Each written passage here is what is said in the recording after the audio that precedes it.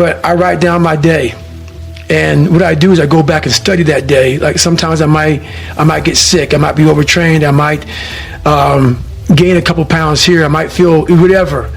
It's like my accountability journal of what I'm doing with my life, physical, mental.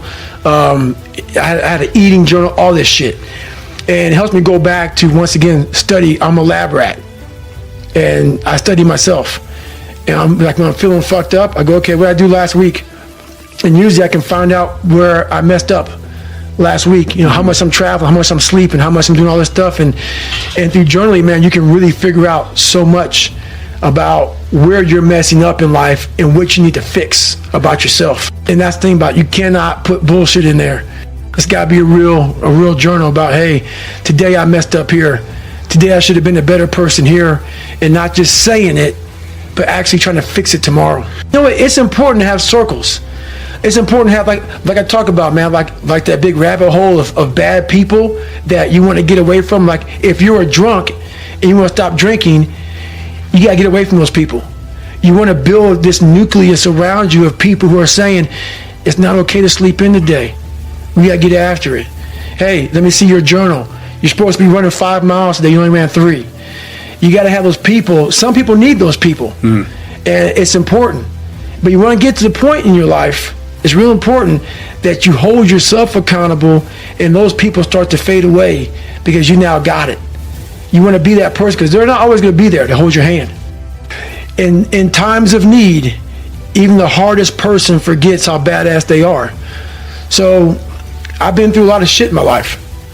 When you're going through a hard time right now, you forget all the hard shit you endured. So the cookie jar is a reminder that, oh, I can get through this hard time right now, but you got to take a second or two to reach into the mental cookie jar. Let's say it's a fortune cookie, but in my mind, my mom used to buy these cookies, you know, in the cookie jar, and there's an Oreo, Chips Ahoy, whatever. That's where I got the cookie jar from. But you got to open up and say, okay, man, I was in 3 hell weeks, and I got through 2 of them. You know, I was in Ranger School. I ran about all these things I endured alone.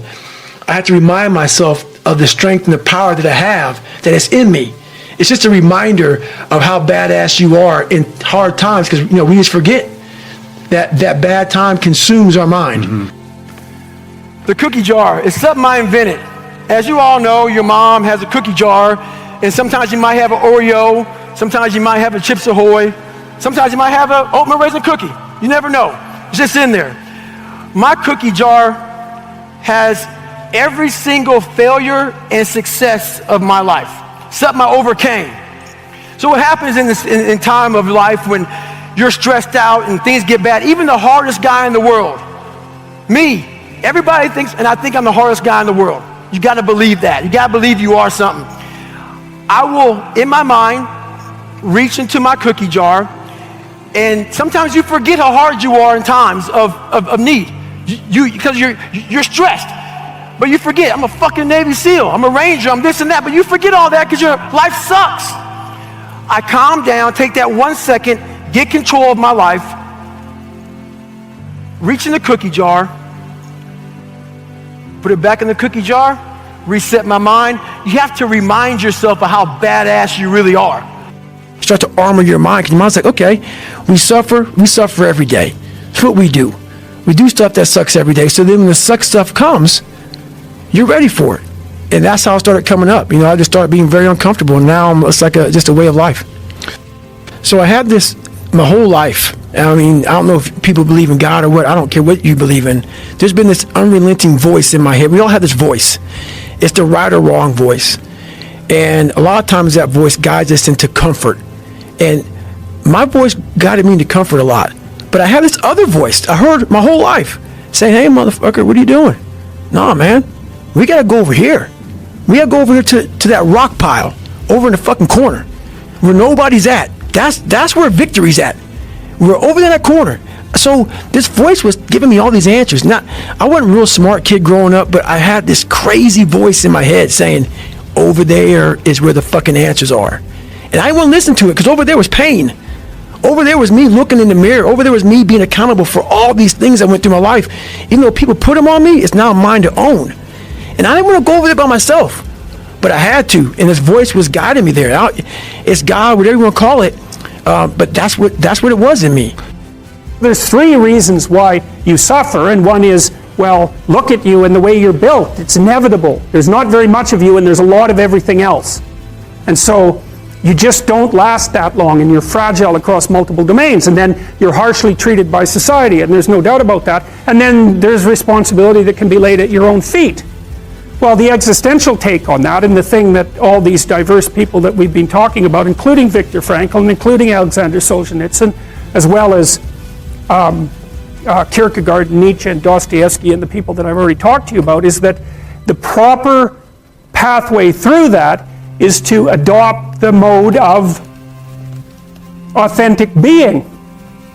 And that is something like refusing to participate in the lie, in deception in the lie, to orient your speech as much as you can towards the truth, and to take responsibility for your own life, and perhaps also for the lives of other people.